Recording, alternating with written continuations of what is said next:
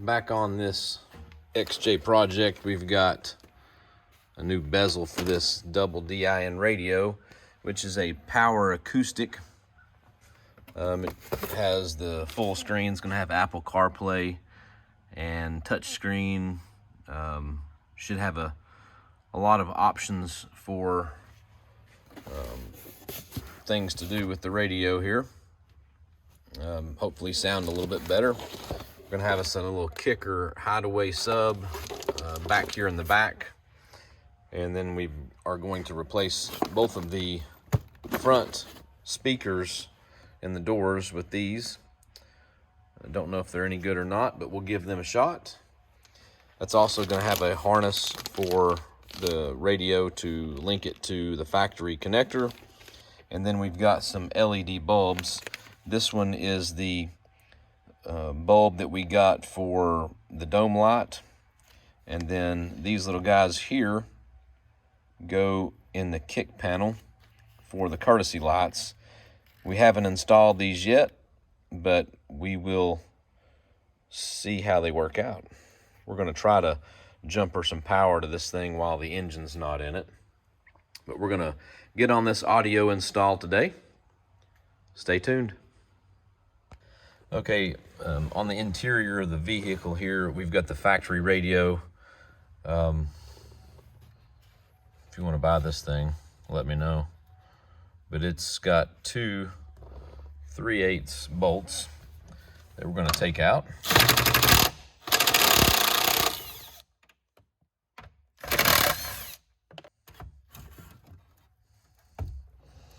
We're going to have a couple of connections on the back here. We've got our antenna connection, two other connections, and then it looks like we have a ground wire on the back here.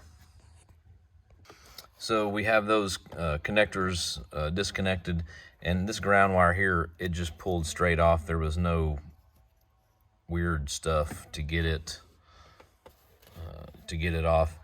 You want to make sure too that these little felt pads, these things really keep things from vibrating on all this plastic. So right here, the next thing we have to do is remove this AC control unit. It's going to be 4 Phillips head screws.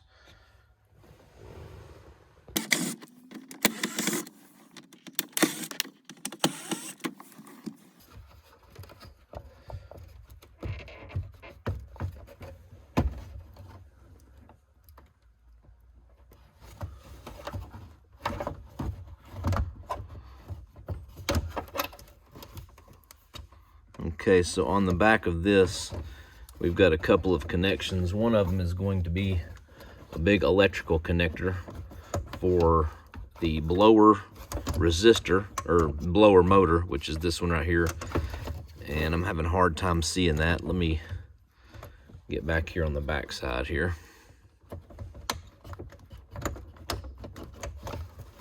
There we go. Now we've got that one disconnected. And then the next one is going to be the vacuum connector, and it actually has a couple of push connectors that you can unscrew right here and down here. And what we'll do is I'll go get a socket and we'll unscrew those, and that'll cut some threads into this as it's removing it, but that'll allow us to remove this. And then we have this connector right here. There's a little tab you push in here that you'll just squeeze, and that one comes out. One thing to note on these XJs and also on the Wranglers in the same vintage is you want to look at this connector really closely. As you can see, this one right here, these connections are nice and clean, but these are real bad for burning up. And you can sometimes look at the back side of them as well. And you can see right there, those are nice and clean still. Probably a lot of life left on that, but sometimes you'll end up having to replace this blower switch as well as that connector if your blower motor quits working, or maybe it just works on 1 or 2 speeds. Okay, I hope you can see that good enough on the camera. I've removed this nut, and you can see the little threads that it's made as it's come off. So when we go back on, we can either screw that back on, or we can just simply press on the sides of it to bring it down. And that was what I used to remove that with, was this 3/8 socket. So basically it doesn't take much pressure. You can just simply, let me get this thing focused here. There we go. You just simply take it and unscrew it like that. And that will allow those little fasteners to come off. Now, since we don't have any use for this lighter outlet here, I went ahead and disconnected this, and what I'm going to do is take this whole lighter system out, and what we're going to do is purchase something here to maybe do a dual USB charger or something like that. That way we can have a couple of chargers on board and still have this power outlet over here available. Another thing too to note is, I'm not sure what that switch right there is for. Maybe it's a fog light switch on this model. Yeah, that's probably what it is. But we don't have that, but it's already got the wiring here for it. So we'll check those circuits while we have this thing apart. And we might just go ahead and add us a switch right there for some aftermarket fog lights, which would be kind of nice. All right, we are assembling the radio for the Cherokee here, and it's got brackets, and you can see right there that's left and the other side is labeled right, and that's going to be looking at the radio from the front. So the radio is going to go in right here, and what we've got to do is, since this is a double DIN radio, we need to cut out this area back here as well as this knob, and then over here on this side we're going to have to cut out this as well. All right, we did one side here, and you can see how, looking from the front, there used to be a block that came out about where my finger is there, and that kept that chassis of that radio from fitting. So this right here, this cavity, is part of the air conditioning ductwork. So the Metra supplies with this kit some heat tape, you know, some butyl tape with reflective side to cover up that ductwork to keep the air conditioning from leaking out and being less effective.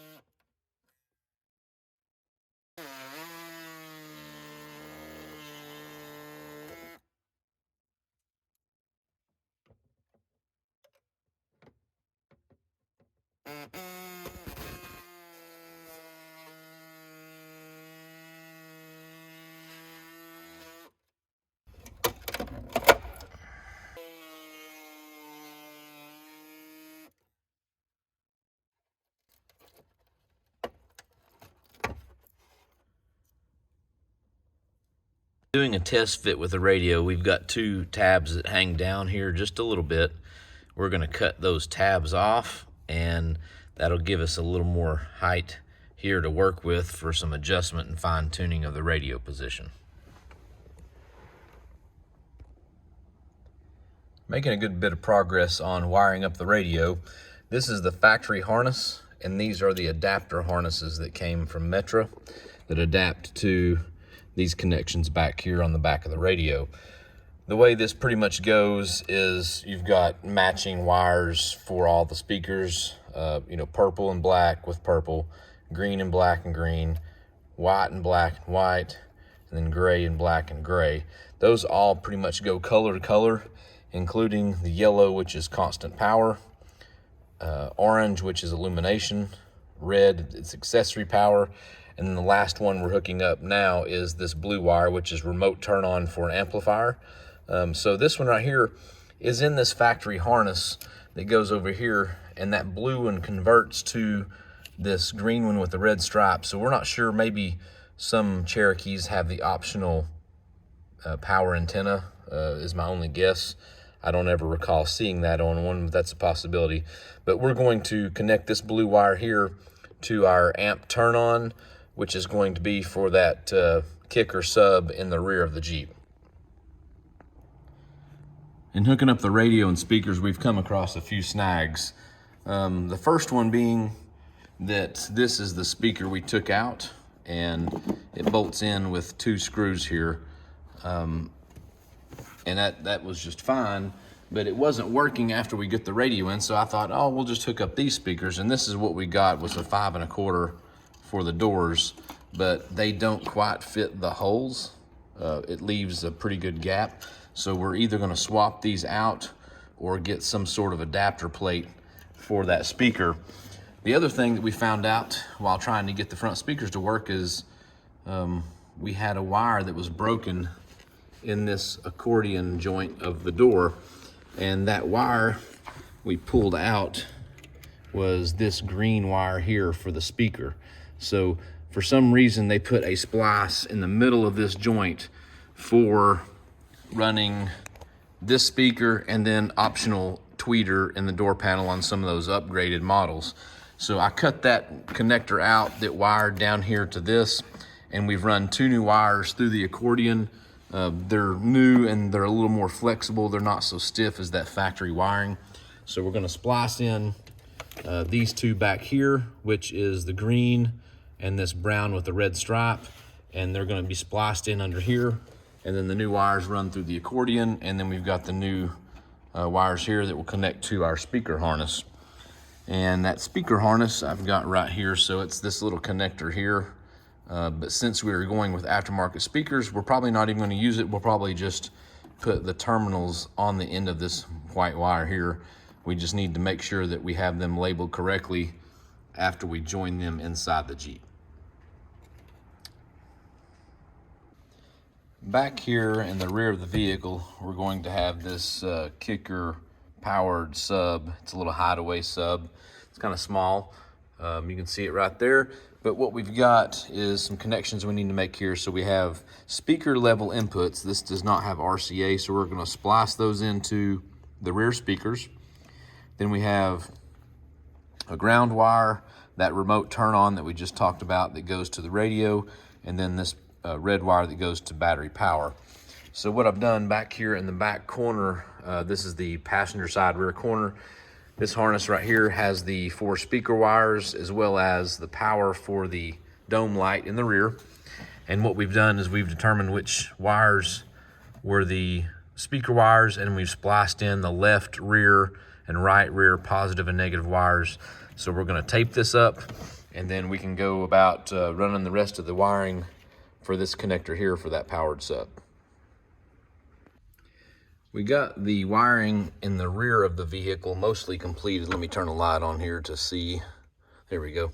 So this panel behind here in these 2 locations have steel. So we drilled that and ran those screws through the sheet metal and the plastic, made sure that there was no wiring back here that was going to be in the way. Now under here, these 2 here on the bottom have sheet metal behind them, but they stand off about a 1/2 inch because of this bracket here for the spare tire, which we may or may not use. So we're gonna get some little standoffs for back in that area there, and some longer screws to attach that. But it is, I mean, it's pretty secure. I'm shaking on it there, and what we're gonna do is plan to reuse this piece here, and somehow, you know, it'll come through the center of the wheel. So we're gonna grab that spare tire and wheel and test fit that and see if it'll work in this application. Okay, so we've got the airbag back in the glove box, the side trim panel here, the top dash panel. The radio is finally in its resting place and everything is operating. I've got some jumper cables hooked up to the fuse block out front. But as you can see here, I've got the seats back out, and that was because I forgot this piece here. And that is the outlet ductwork for the rear heat. So it comes out of this front area and runs along inside that ductwork and comes out these 2 vents on the back of the console for the rear passengers to have some heat. So we're gonna get this console back out and put that piece in, and we will proceed from there. Okay, so that duct you can see here with the console out goes along the side here, and then it splits and goes between those two mounting points that go inside the lid there. So that's that JCR bracket we replaced earlier on. So we are ready to reassemble the console, hopefully for the last time. All right, we got both of the front speakers working in the door panels, and that was the broken wire in this accordion. And you can see right here where we spliced those in, we soldered those into the original wiring on the inside of the Jeep and also here behind the speaker. One thing to note you may run into is these door panel clips. We broke just about every one of those when we removed the door panel. And if you need to get those, the only place I could find those was Napa, and there's the part number in case you need those. So we've got those all replaced in the door, and we're ready to reinstall the panel. All right, so notice the console lid. We have a new lever, so the console lid stays shut, and just pull the lever and it opens up, and that is a part from JCR Off-Road as well. And it works just like it's supposed to. Just about complete on the interior. We are waiting on one item down there for that, but we did get the overhead stuff done and finished. Sun visors are in. Both door panels are on. Seats are bolted in finally for the last time.